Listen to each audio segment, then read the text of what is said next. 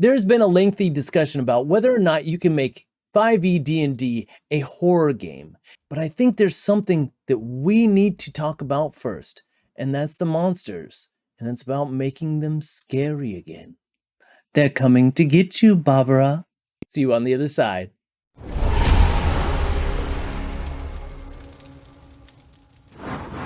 I'm Baba Tucker. And I'm Jackson Dean Chase, and by our powers combined, we are MageGate Games!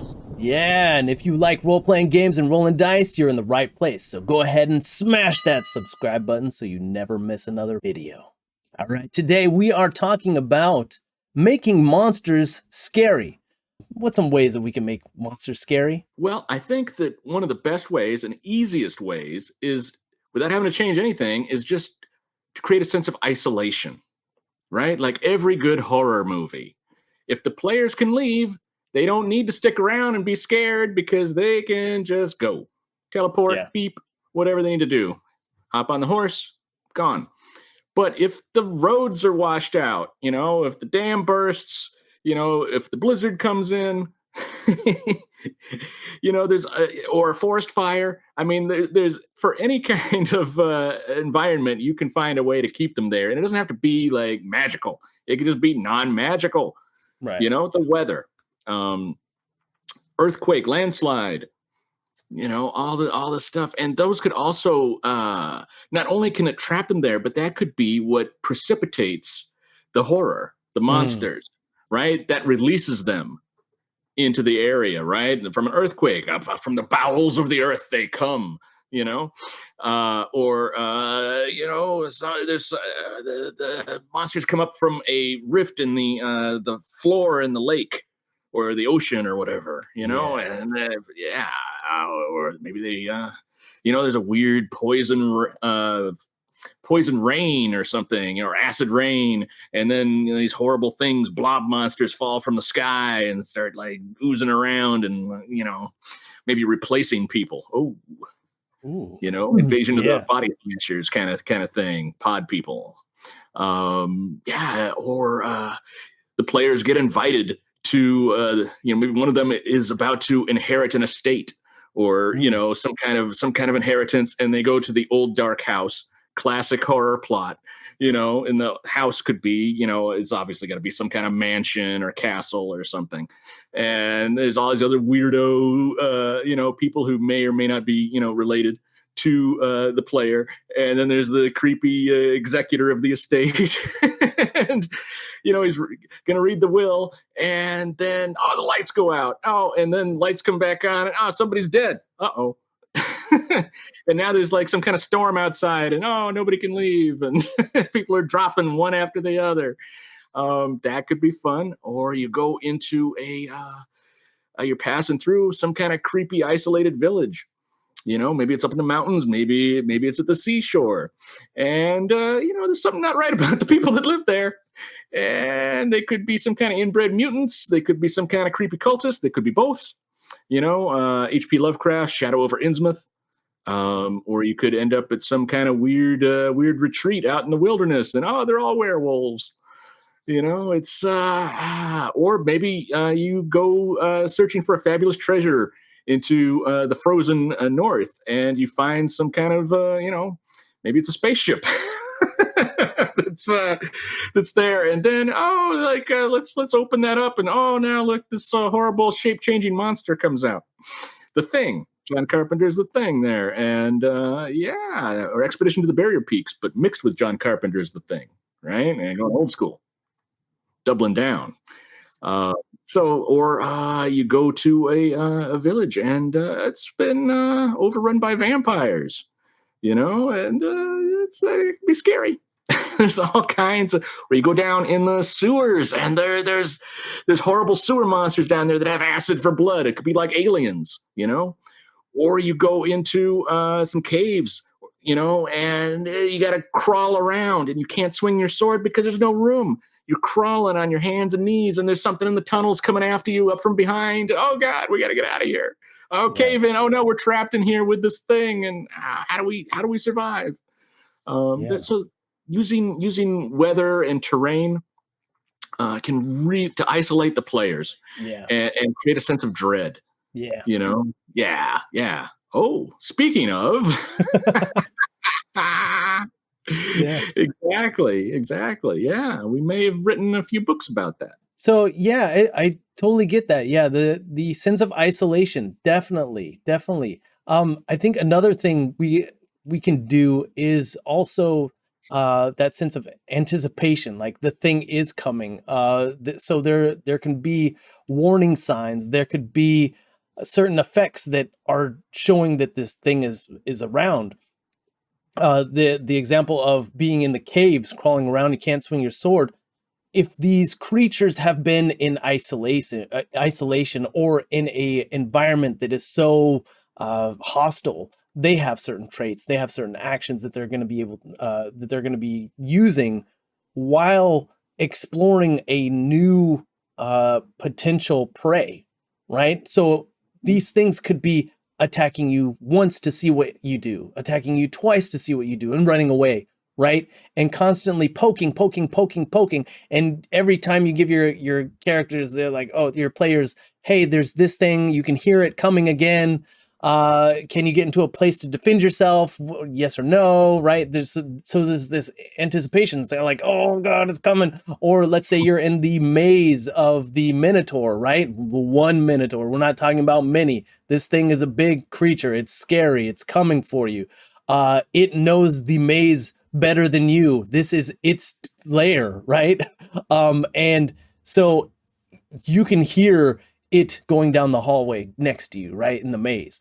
You might see it run past you, and then from behind, it's coming, and then it turns the corner, right? Those things, you can have effects by those, right? Right? That is the fear effect. There is this thing like, oh crap, it's coming, right? And then when it does challenge you, it also has another way to play. It's playing with you, right? And that's scary, right? That's like, oh wow, like no, we thought we were hunting it, but it's hunting us, and oh, tables have turned. Ooh. I think that anticipation is really cool. And a way to build that is definitely by putting in extra things, extra ways that the environment is being handled, extra ways that the environment is affecting the characters and affecting the monsters too. um yeah, isolation, anticipation, and man, what else have we got, man? What else, Jackson? We got what's this? We Oh, got yeah. Game Master's Guide to Traits and Actions for Monsters and NPCs. 1,800 traits and actions, including legendary actions for monsters, and there's even 400 for player characters in there too. Yeah.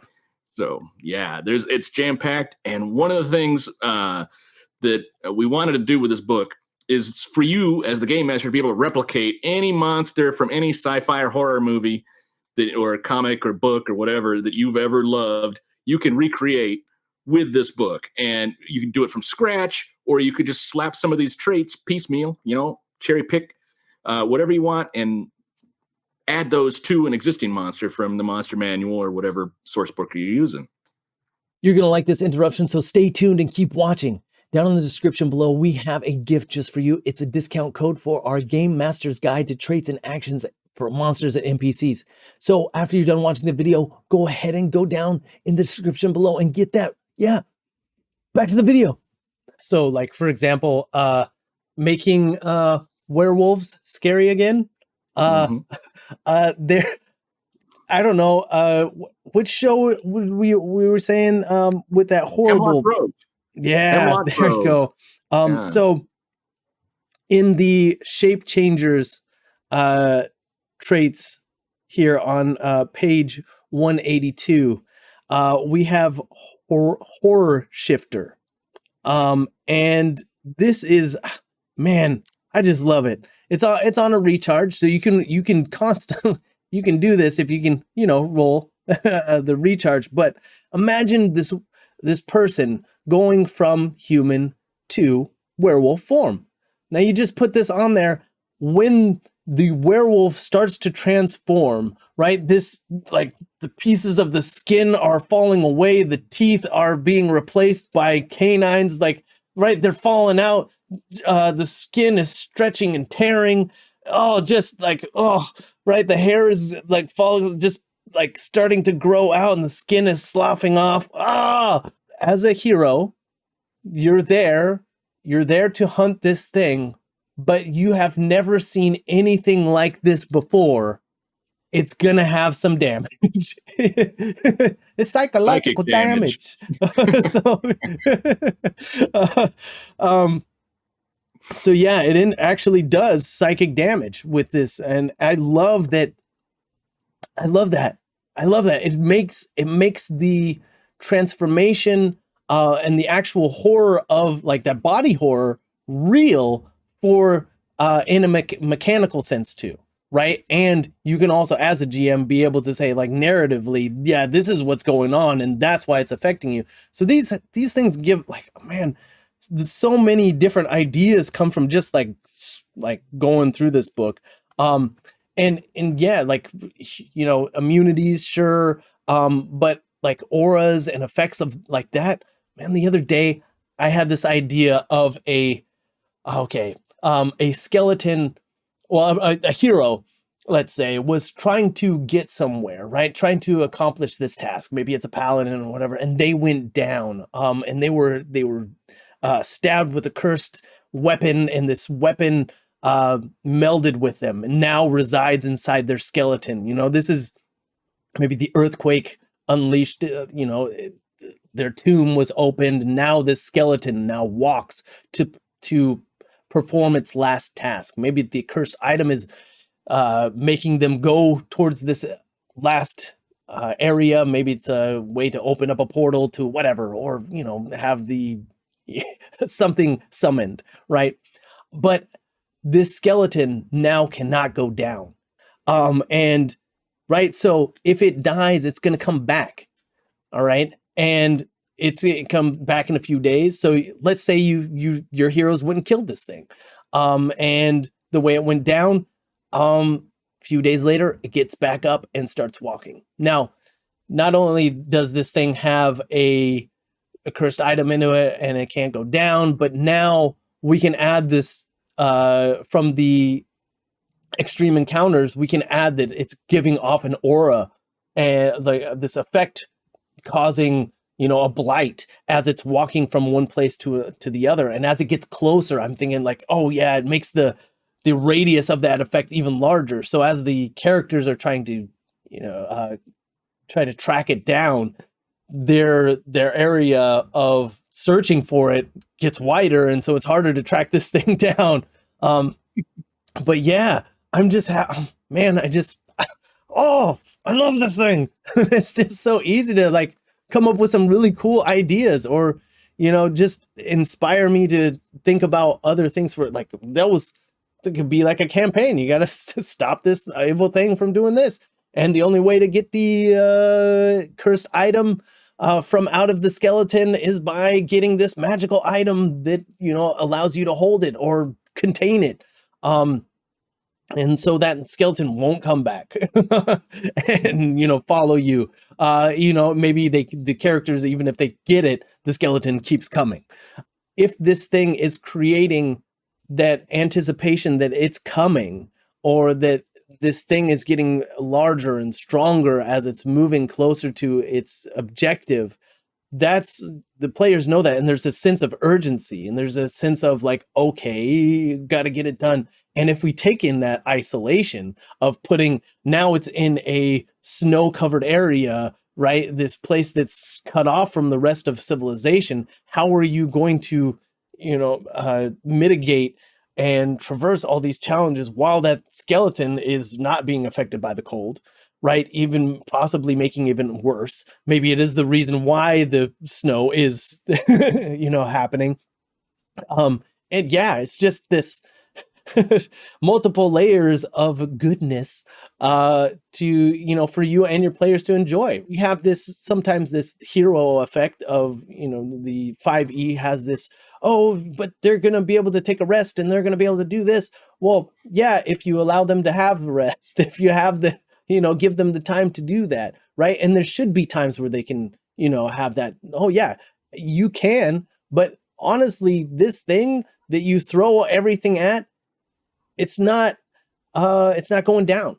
It's not getting hurt by those things as much as you like it to be. You got to figure out its resistance. You got to figure out how to kill that thing.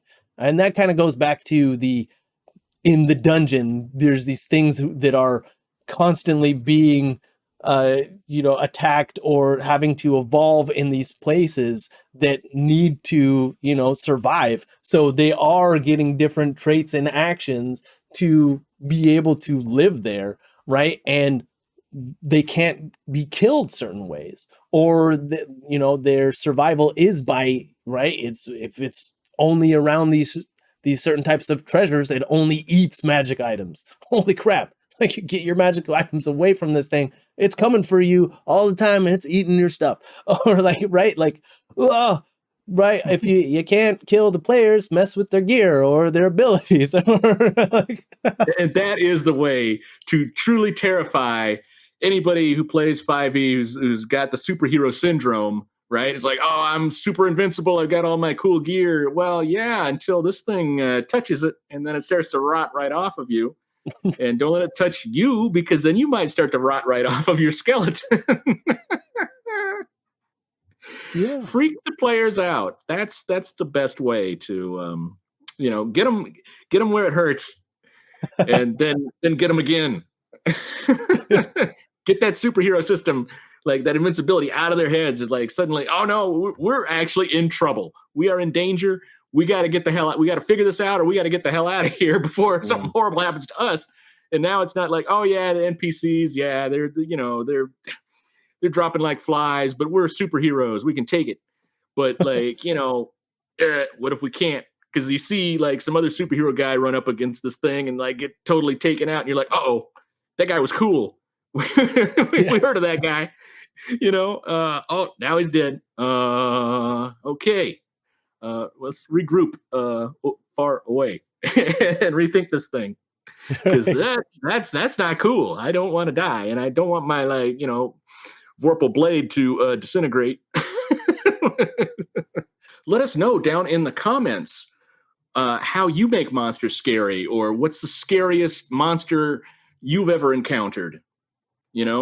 And drop that in the comments. We want to know. We want to hear about what freaks your players out, or what freaked you out as a player. Well, thank you so much. Remember to hit that subscribe button and check out our links below. Helps us out a lot. And we'll see you in another video. If you'd like to see more things like this, go ahead and subscribe and hit that bell icon. If you feel like supporting us and helping us bring more things to you and our community through the MageGate, go ahead and check out our links in the description below and join our Patreon. If you haven't picked up your free Heirloom Magic Item PDF, go ahead and check out our website where you can get that for free. Thank you so much again, and see you in another video.